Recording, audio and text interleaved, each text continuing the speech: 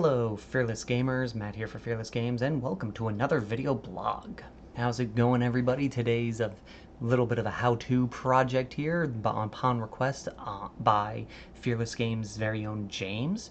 James has been recently getting into the 3D printing world. If you check out his channel, Mechanical Mayhem, you'll see videos of him working on a 1/60 scale Timberwolf that he printed, and he's been using the Orca Slicer for a lot of this. And I've been telling him he should switch over to Orca, and he's like, oh, I'm a little concerned, I don't want to relearn a whole new thing and all this other jazz. So I thought I'd try and give him a hand by giving him a very basic tutorial on how to use Orca Slicer. And so James, hope this helps you out. If you're not James, feel free to stay along and learn about Orca Slicer as well.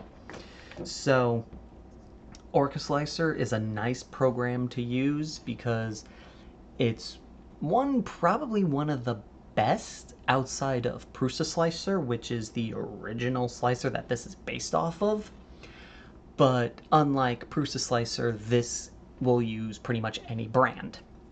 And another good thing about using Orca Slicer is if you branch off to other printers, like again, like Orca Slicer or Bamboo Labs. Bamboo Labs took their slicer is a derivative of Orca Slicer, just like Orca Slicer is.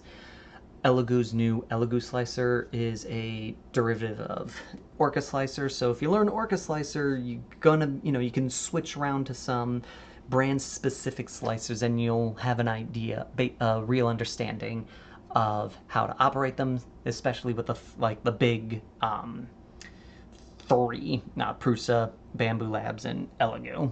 With that, and Creality can also use this as well. I think Creality Labs mainly relies on Cura and their own printer slicer, which isn't anything like this.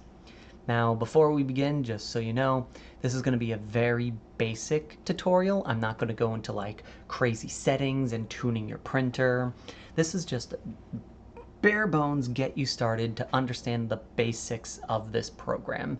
And then once you get that down, you can start experimenting, looking online for different settings and all that other jazz. I'll give my 2 cents on certain areas where I feel important, but for the most part, this is going to be a basic overview of the program. So here's your opening page. You got your new projects tab. You got your open projects tab. You have your recently opened, which this is never accurate. It keeps showing me the same 4 that I had open like months ago, and it never shows the one I recently did. So that's kind of pointless there. You got your prepare tab, which is where you're going to be spending most of your time. You got your preview tab where you'll see what the print will look at. You got your device tab. This is if you want to use this and connect to your printer wirelessly. Personally, I've never had any real luck with this. I use a Clipper-based printer, so I just go to the printer's IP address and use that system to wirelessly transfer the prints. So if you want to play with that, you can. You just need to have the printer turned on, connected to the internet, and try and find the device with this. And then your projects tab. I never really save any projects, but if you're like trying to really tune in your printer, but you want to have a baseline so you can always go back, it could be good to save a couple of your projects as you go. But I am very bare bone basics, so you'll see as we go in. So first, we're going to start a new project. And as you can see here, we're on an Elegoo setup because this is for my Elegoo Neptune 4 Plus. So the first thing you're going to need to do is add your printer. So you hit the little drop-down menu. You got your system presets. So these are the preset features that the users that worked on this program, they basically went, okay, here's the basic profiles. I think some of these come straight from the company, but these are your presets, and they're a good starter off to get you going. And so you go here, select and remove printer. Now, just a heads up, say if you didn't want these Elegoos anymore, you'd have to have a different printer selected up here, so it can't say Elegoo Neptune 4 Plus. It has to say like Creality K1 or Bamboo A1 or whatever Bamboo printers there are out there, but you just can't have the same brand to get rid of it. And so then we go down to this list here, and if you want to get rid of it, you just uncheck the boxes. And you go down, and you find your printer. Okay, he's got a K1 Max. And then you select all the different nozzles you think you're going to use. We're just going to stick with a 4mm nozzle for right now, and confirm. So now this switches over to a Creality K1 build plate. And so you see it up here. This is going to start with the generic build plate. This is going to be like the factory plate that it comes with. So you got all the different plates that you could possibly use with the K1 right there. Then you got your filament. This one's got a regular generic Creality one. Let's say you have a different brand that you like to use. What I do is, because the whole add remove feature, I never got it to work right. So what I do is, I use a lot of PLA. So I'll use the Creality generic PLA function, and I hit this, click to edit. Now, we got filament. This is the really important ones for your basic startups. So when you get down here, you'll want to look at this, nozzle temperature, what it does for the first layer, what it does for the other layers, and your build plate, what it does for the first layers, what it does for the remainder of the layers. Now, this is something where, again, I would use the generic settings right now, and then go on from there. Now, so like for me, example, I like to use a lot of inland from Micro Center, and for my guy, I usually use I think I use 215. So 215, excuse me, 215. And then I like to use, I switch this up to 65 just because I have a bad draft in my house. So I like to keep the first layers a little hot. But like I said, you can use this as is. I usually recommend doing that and just changing the nozzle temp. And then play with this, because you can always go back and change this. So then we click the save button, and since this is inland brand, inland, save it as a user preset. Okay, and then we can close that out. And one thing that is important is making sure that you have your color here, and that's going to be important later. But keep in mind, you want to change that color for a lot of the prints that you do. And then you come down here. So you got your process global objects. From my understanding, global is going to affect the entire build plate. Objects is for specific objects in the so if you just want to tweak certain objects on the build plate, you'd switch to objects. I believe that's how that's done. Again, this is very basic tutorial. I've never played with that. When you first open it up, you're going to see this page right here, and you're going to see here your different presets. So these, again, your standard presets using factory suggested settings. You got your draft, which is where you're like, I just want it to print, I don't care how nice it looks. This is your standard style, not too crazy, not too super detailed, but you know, it works. It's very good for large prints. 16, I've never used optimal. 12mm is going to be for fine details. So if you're doing like terrain, like if you're doing Space Marine themed terrain with a lot of rivets and such, you might want to switch down to the fine detail piece. You just got to remember that the smaller, the finer the detail, the longer the prints are going to take. This is usually your basic, so this is a good place to start. And again, you can save all the different pieces that you make when you make changes, so you have it saved so you don't have to forget it. And this is, this is your quality. There's only a few pieces here you're going to look at. Again, for starters, first one is going to be your layer height and your first layer height. These are going to always be set to this standard.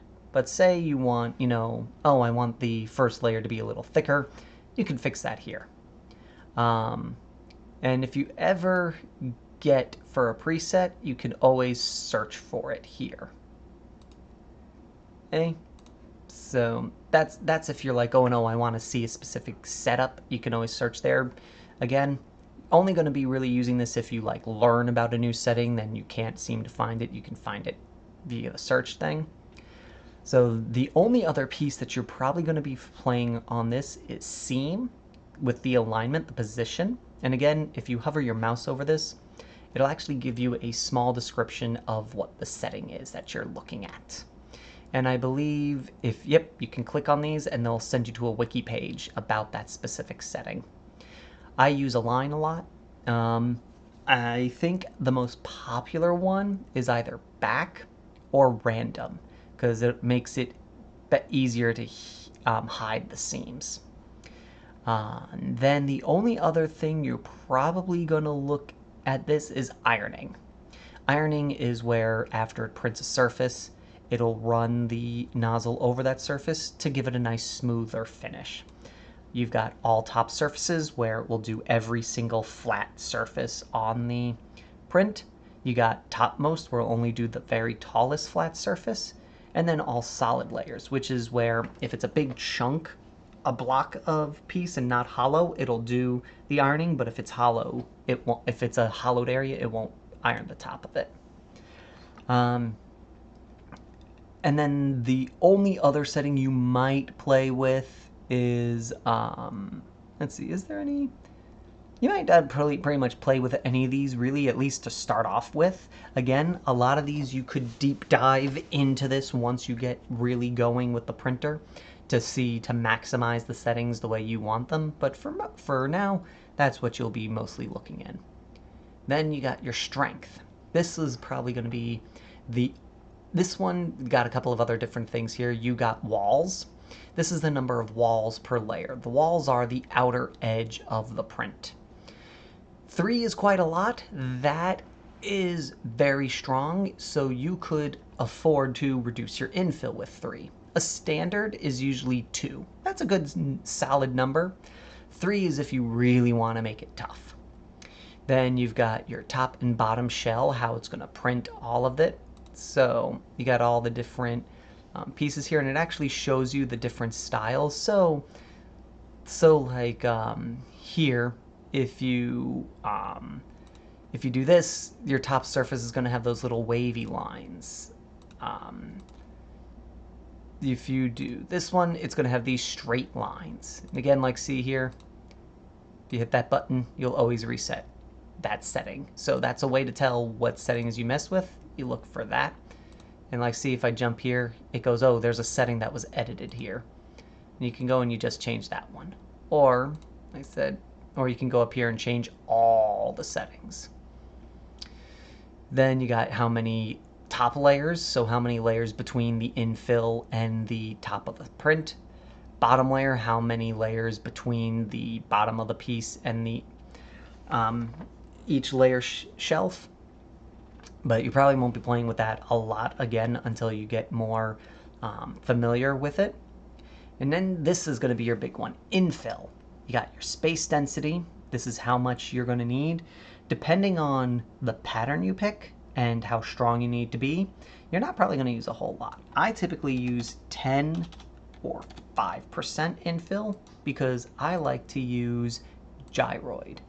Gyroid is super strong and it reduces the amount of noise of the printer running over the infill. If you ever print and you hear like click, click, click, click, click, click, click, click, click, click, it's usually the nozzle running over the infill.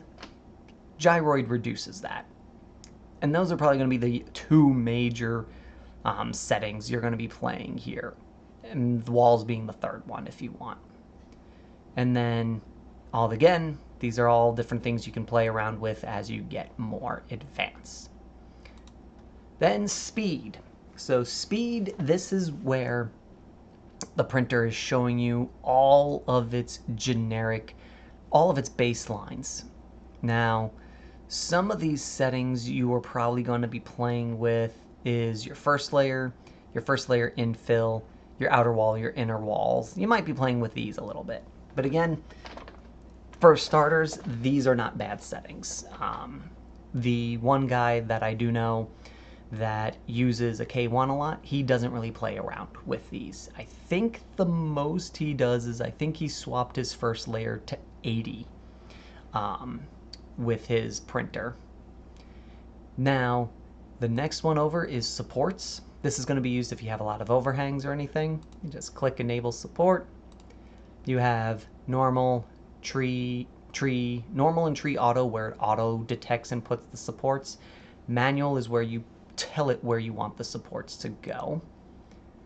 Then I usually tend to hit build plate only, that way it doesn't print any supports on top of the model that you have to then rip off, because you could ruin a surface. Then this is if you want to use a raft. Filament supports different pieces. The only other, aside from enabling this and changing that, the only thing you'll probably be playing with a lot is Z-top distance. This is the distance between the support and the model. The closer it is to the model, the harder it's going to be to remove the support, but the surface is going to look a little nicer. The bigger this number, the easier the supports are going to be removed, but the bottom surface that they're touching may not look the best. This one you're probably going to play around with a lot. So I'd suggest using the basic, see how it looks, and then go from there. And then your last bit here is other. Brim, auto, usually I do no brim, because it's a pain in the butt to get off. The only time I use brim is if I'm not confident that the print will stick.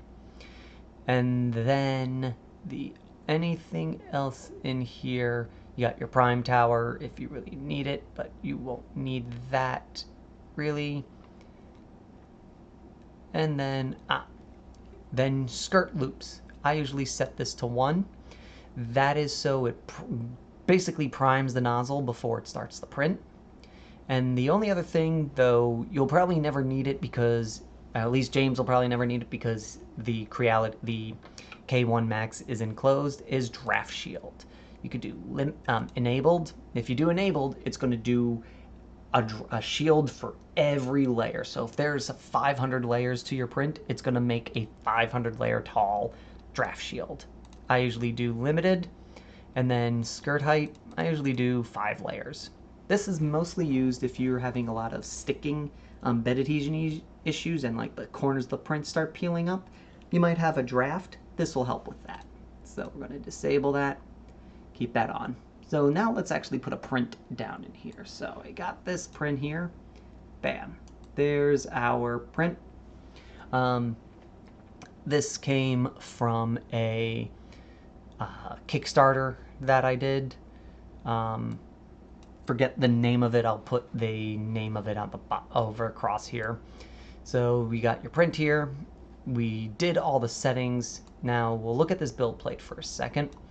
You've got remove current plate. There's got to be at least 1 plate on the field for you to do that, and you can add plates by hitting this button up here, add plate.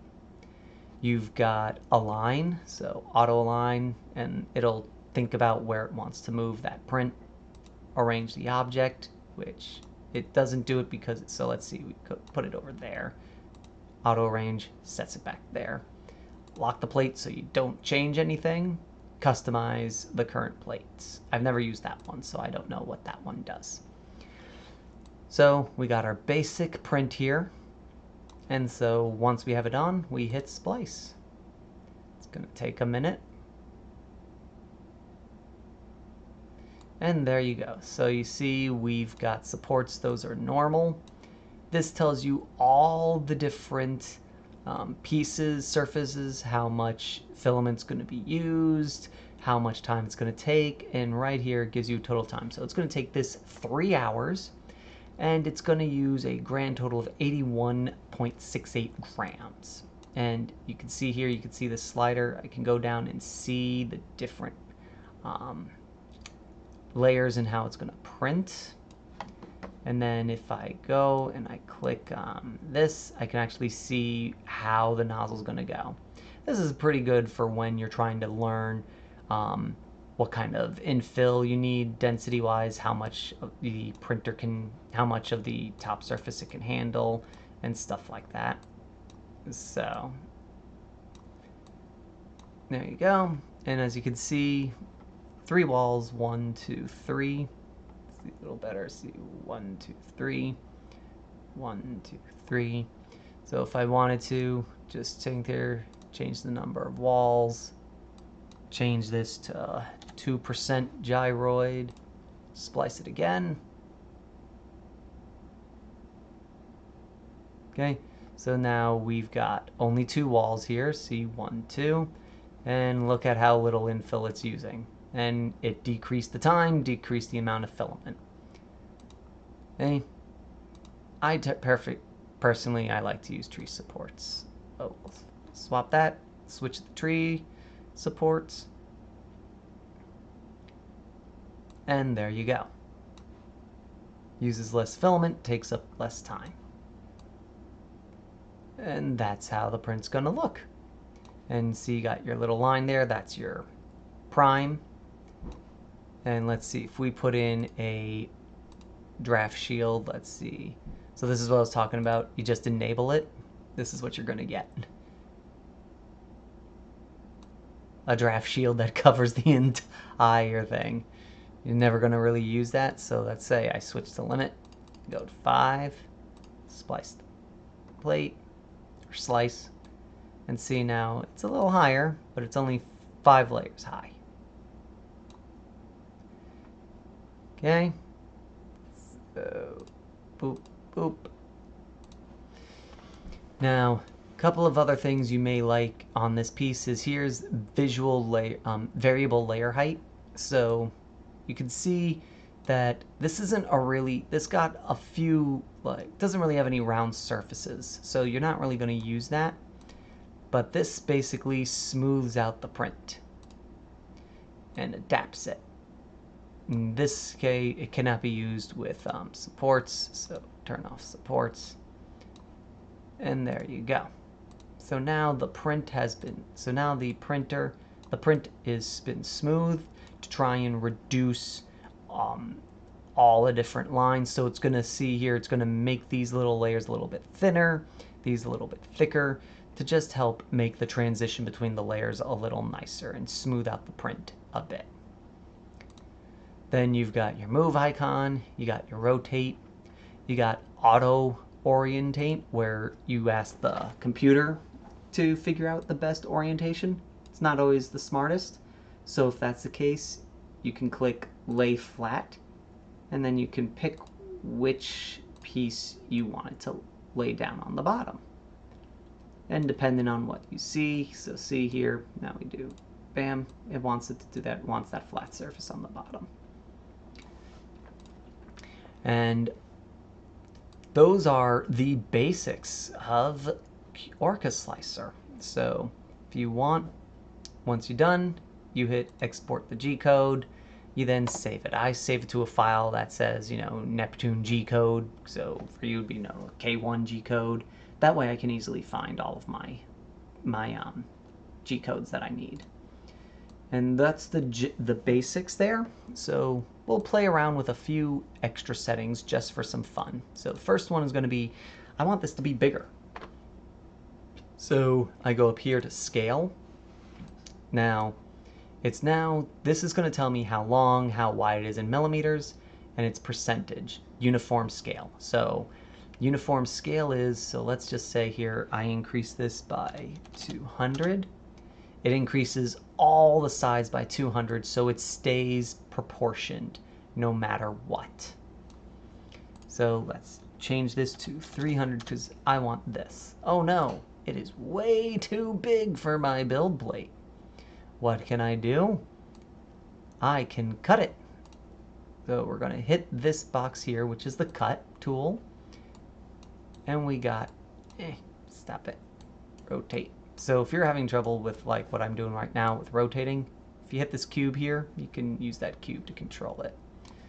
So there is our plate, and I want to change it to look like this. And if I touch these lines here, okay, so now it's going to cut this thing in half right down the middle. And I can go wherever I want. And then I hit perform cut. Okay, Yes, it doesn't like that the one piece is here. Okay. Then I go and I move this off the build plate, so then it will not print that piece. I can add a build plate, and I can put this piece onto that. So now I have two pieces printing, and then I can switch between the two and slice them individually. Now, you can see here, you're probably going, well, that's going to be a pain in the butt to try and line those back up. Well, there's a solution to that. Let's just undo all of this. So we're back here into our cutting feature. So, okay, I want to cut this in half. So, line this back up. Go add connectors. So, the blue side is going to be where your connection hole is going to be. So we're doing style prism. We'll do a square, and then I'm going to click on the piece. Oh, hold on. Thing is being a little stupid. There we go. Edit connectors. So there's my connection right there. Then I can make it bigger.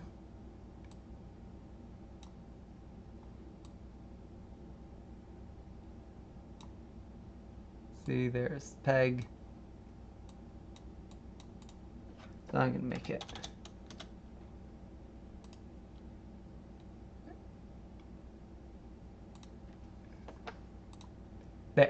There we go. So it's because I use that. So I'm sorry. Purple is where the peg is going to be where it goes.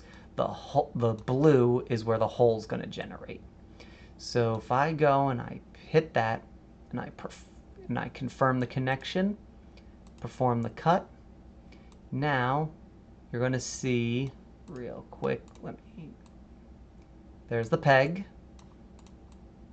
And then if I hit rotate, this button here hits rotate, then you can rotate the object. Flip it over, and there's the hole. And it lines up perfectly with that peg. So you don't have to worry about mismatching. You don't have to worry about if you lined it up right. You told it where you want the peg to go, and the slicer worked it so the peg fits right in there, and bam, then they fit perfectly. I'm not a big fan of the connectors here because you have to play with the tension settings. So let me just bring this back to where we were cutting this. You have to play with there's depth, size, and then over here is tolerance, and tolerance, so tolerance of the hole, tolerance of the peg, that controls how tight the two pieces are. So it, like the first time I used it, I ended up breaking the peg. So what you probably want to do is, do a couple of different ones here, make them, so this here, your depth, whoop, whoop, whoop, your size, and you can control them individually. So what I like to do is dowel. So we go, do a circle, and there, we got a dowel there. We can control the size of the dowel. We can control the depth, so we'll only do 10 millimeters, and then you can bring up here and you can actually control where it goes. Confirm connectors, perform the cut, and then see, like again, there's a hole there. So hole there and hole there. Put a dowel between the two and they'll line up just right.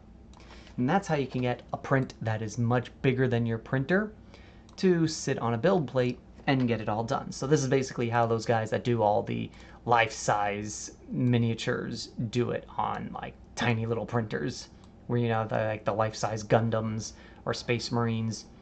They basically they blow it up, they add connectors and they cut it add connectors, and that's how it works. The only thing you just got to be careful of is, depending on the quality of the model,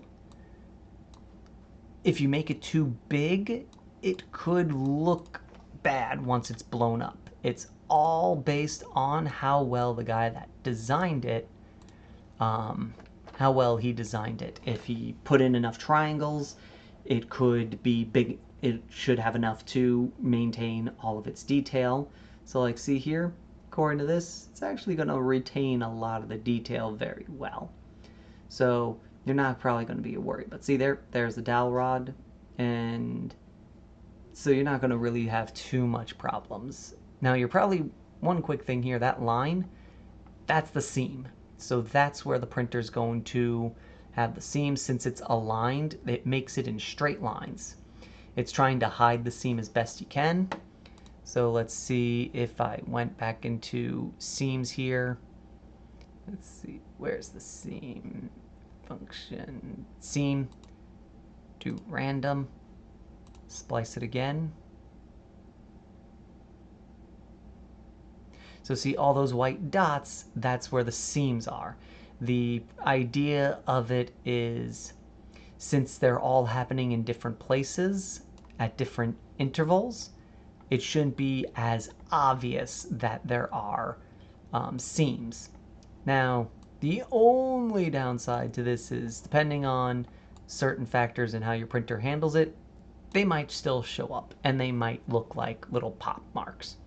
Me personally, I just use a line because a lot of times the slicer will hide them pretty well, so you won't really notice them. They'll only be noticeable on like big pieces, like big straight pieces.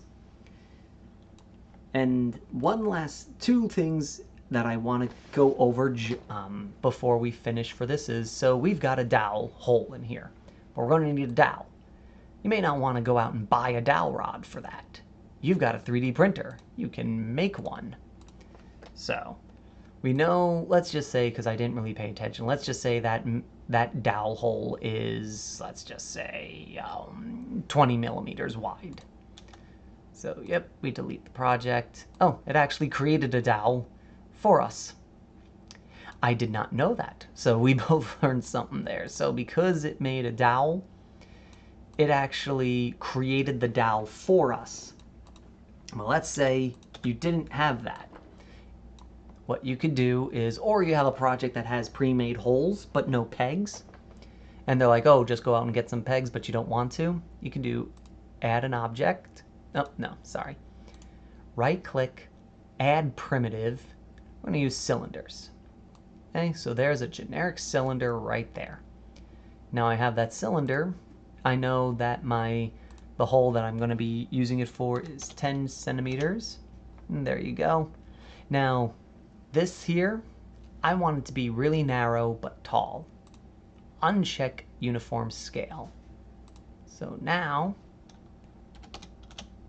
I can make this 50, and I can make this 10, 10, okay?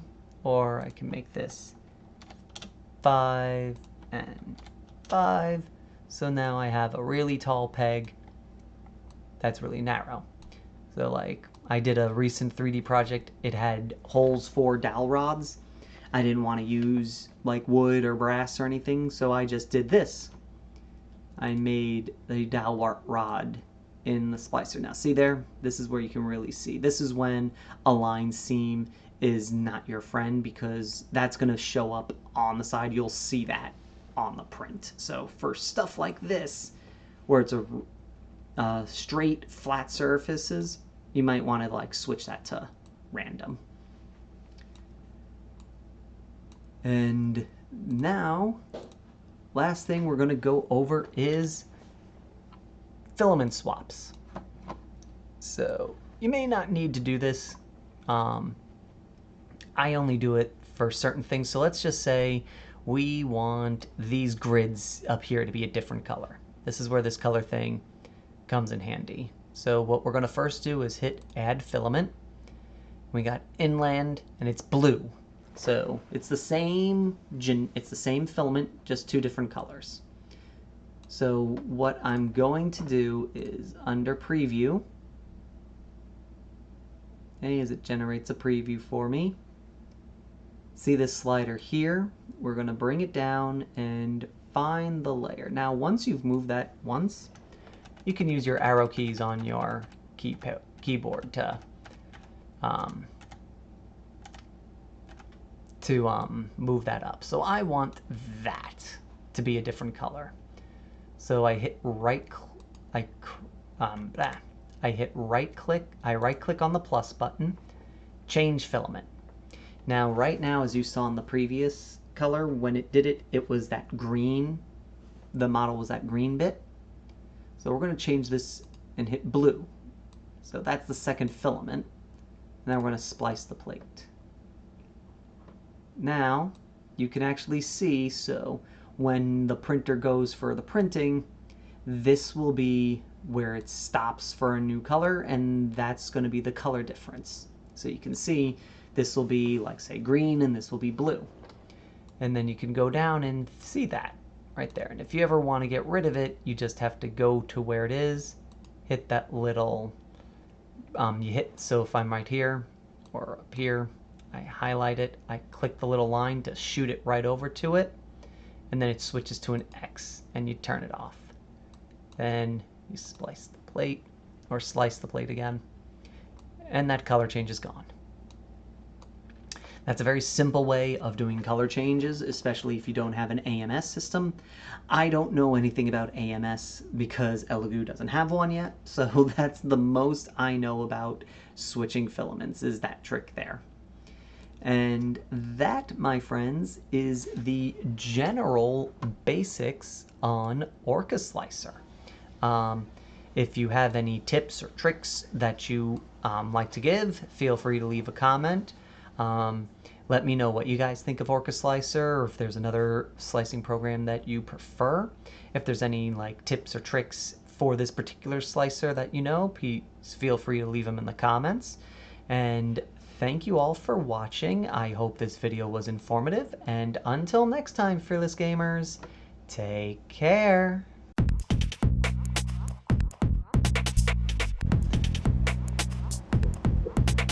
Hey, wait, fearless gamers. Before we leave, I forgot one important thing here. So we made some changes to these settings. What if I really like those settings and I don't want to have to go back and change these all over again? Well, what I can do here is if I hit click current save settings, I can then change it. So let's just say I'm going to call it test 1. Then I'll save it just like it did as a preset, just like it did with my filaments. So then I could select test 1 and will automatically change those settings back to that if I wanted to. And another part is, if I hit to close out, your current project has unsaved changes. Would you like to save before? Hit no. Look at this. So it tells me what I changed. You can click remember my choice. That way it remembers this for next time. But see here, changes, what the infill was, what the brim type was, skirt loops, and all that jazz. I could hit discard. I can hit save. Save will again swap me to a preset. And remember my choices, I believe, is it'll save those changes there. So you click remember my choices and hit save. Then I can make a preset for this, or I can discard. And there you go.